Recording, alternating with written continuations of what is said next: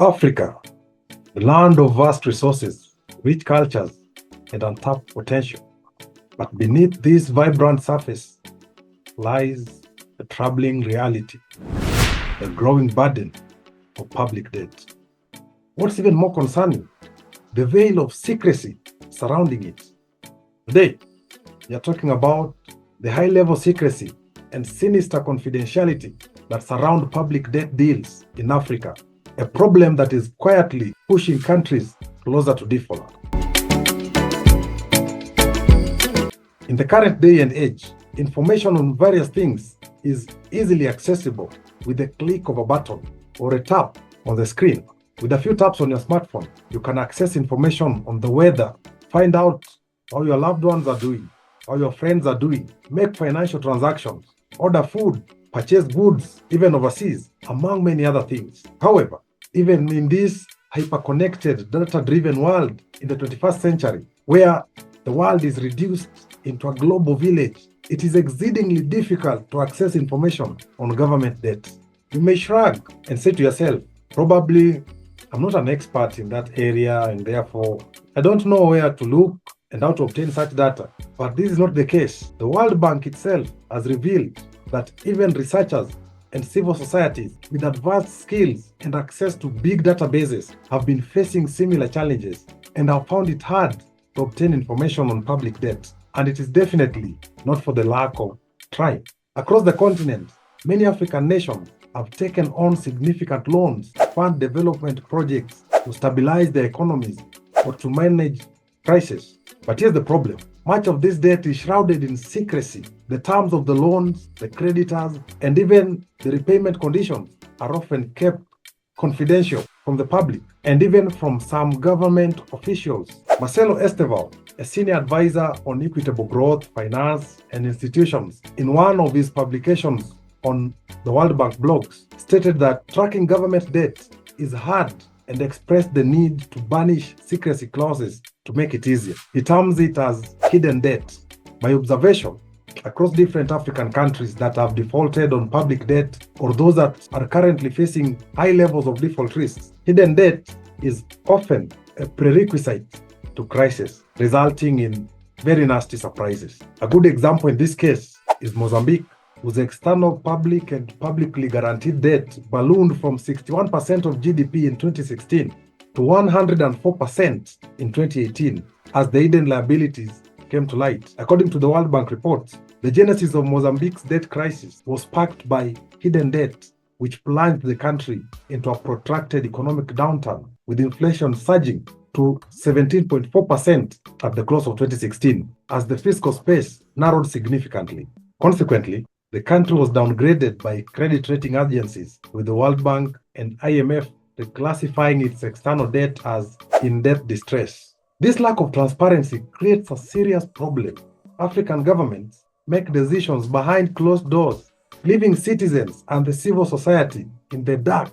Who holds the debt? What are the repayment terms? What will happen if we default? These are questions that go unanswered, and the consequences are dire. These are the very concerns that vocal Africans and civil society groups have been raising for so long, since in very many African countries, it is not clear who we are borrowing from, the projects we are funding, the costs involved, and the liabilities associated with these debts. This is one of the reasons why a lot of funds borrowed are embezzled, since they are shrouded in secrecy. And therefore, stealing from such schemes become easier for ill-intentioned public officials. We've already seen the disastrous effects of this secrecy. Zambia, Ghana, and Ethiopia have defaulted on their debts. When defaults happen, it's the people who suffer through austerity measures, cuts in social services, and inflation, among very many other adverse effects. But it's not just about the numbers. It is about the future of millions of people. Secretive debt agreements can include harmful clauses that push nations deeper into economic despair, making their recovery nearly impossible. Let's go back to the Mozambique case, the infamous tuna bond scandal, also referred to as the tuna bond affair, a scandal of hidden debt. So the company Prive Invest and its owner Iskandar Safa are alleged to have paid over $100 million in bribes to officials in Mozambique and to Credit Suisse for contracts and loans to develop Mozambique's fishing industry and improve maritime security. However, later investigations discovered that the loans were backed by undisclosed and illegal state guarantees, and a large part of the money was embezzled. Essentially, the general expectation of the public is that institutions that manage public debt are required to work towards minimizing the cost of public debt management and borrowing over the long term, taking account of risk, promoting the development of the market institutions for government debt securities, and ensuring the sharing of the benefits and costs of public debt between the current and the future generation. Therefore, secrecy and sinister confidentiality does not help achieve these objectives. But here's the truth. We don't have to accept this. We don't. Africans must rise and demand transparency from their governments. Public debt is our debt. It's time we hold leaders accountable and ensure that all deals are made in the open, where citizens can scrutinize and challenge terms that threaten our future. Remember, when a country borrows, its citizens pay back the debt in the form of taxes, from which budgetary allocations are made to repay those amounts. Most African countries currently allocate significant chunks of their revenue to meeting their debt obligations. If I may give an example of Kenya, it is estimated that for every 100 Kenya shillings that the government collects in revenue, between 67 and 70% goes back to paying debt. As a result, huge allocations of debt repayment reduces the amount available for development, for building and maintaining modern infrastructure, and for social services such as education, health, and security, among others.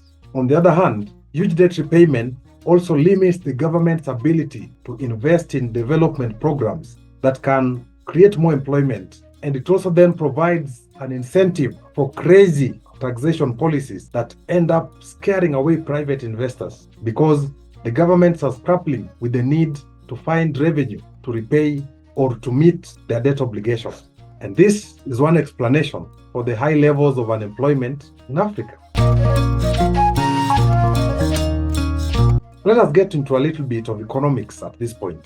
So if you have done a little bit of economics, even the basic of it, you must have heard of a man called John Maynard Keynes, and he had some views and theoretical inclinations that construe what we call the Keynesian economics. And so Keynesian economists, those who support the view of the renowned economist John Maynard Keynes, argue that to create jobs and boost consumer buying power during a recession, governments should increase their spending, even if it means going into debt.